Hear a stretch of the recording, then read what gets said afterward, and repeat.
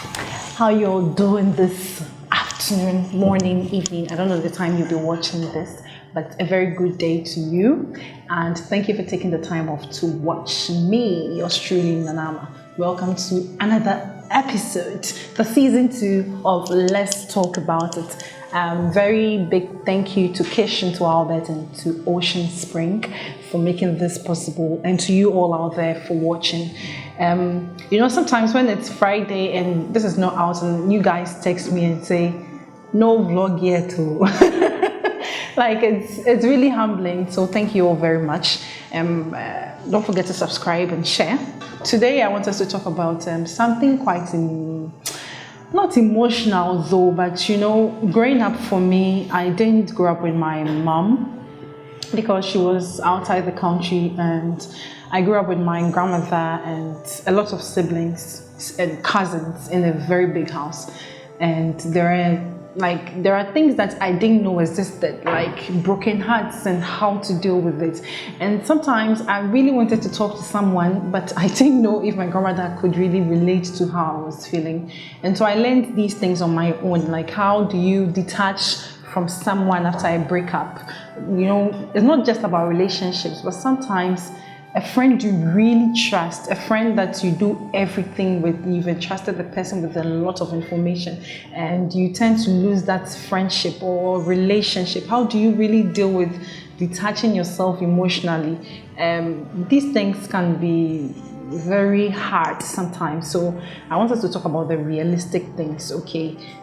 So first of all, if you ask me how I deal with breakups and detaching myself from somebody, number one, I delete and block them.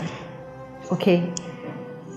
I block your number and I delete the number. And I go on social media and I block you everywhere because I need to come to terms that you and I do not exist anymore, and I need to forget about your existence, basically.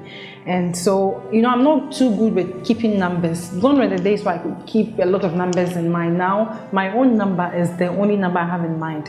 I don't know if it's a shame or no, but I'm not good with numbers. And so once I delete your number, I've lost it, So I block the number, both calls and messages. I delete it. I go on social media and block you because I don't want to see you pop up my timeline. I don't want to know how you are doing.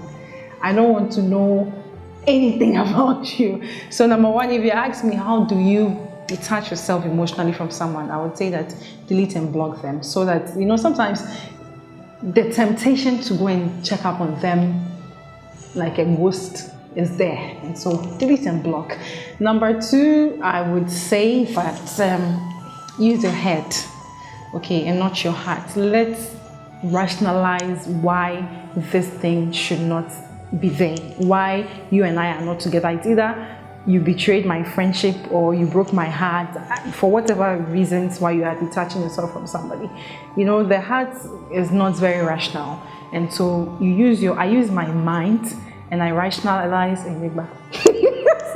I rationalize why you and me are not there. I try to make reasons. It's either I was not good for you or you were not good for me, or I had to end this friendship because you were being too toxic, so you rationalize it, and that really helps. In rationalizing, sometimes I would write down what they did, like say my friend betrayed me, she backstabbed me, she did this, or my ex-boyfriend did this. I write it down, and I don't know, in a way, psychologically, it helps me to forget about the person. And then I also keep myself very busy. Like, you have to keep yourself very busy.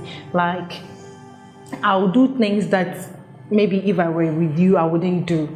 Not bad things, legal things. I legitimately keep myself busy. So if it means reading a book I've always been wanting to read but I've not had the time to read, or doing something that I've always wanted to do. Okay, so there's a story behind my PS, my Helix PS. So it was after a broken heart, okay, and I left the relationship, and I was always thinking about him, and I had to do something to forget about him. And he hated PSing, and I loved it.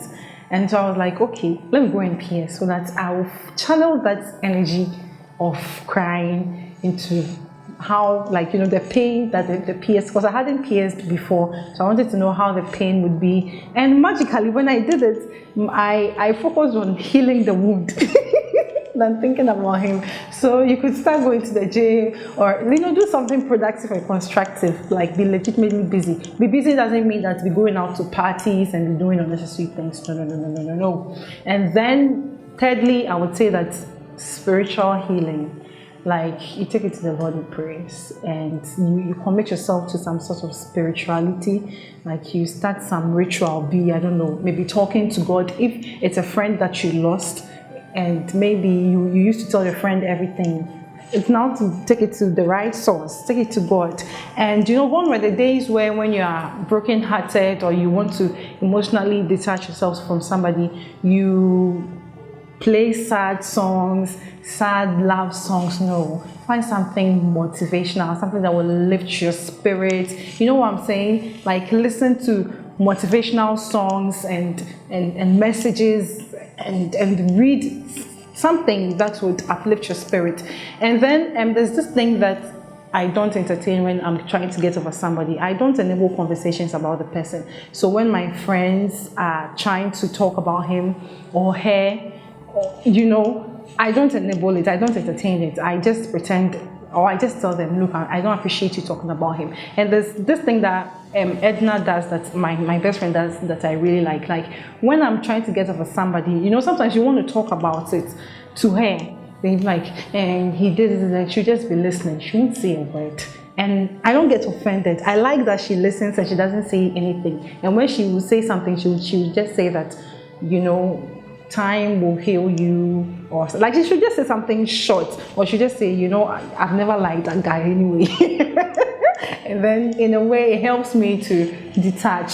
I mean, broken hearts and all these things do happen, and it's okay to have a broken heart. And you know, sometimes when you have a good spirit, or you are calm and you're a good person, that is where people really take advantage of you, and you find yourself in these messy situations. So it will come.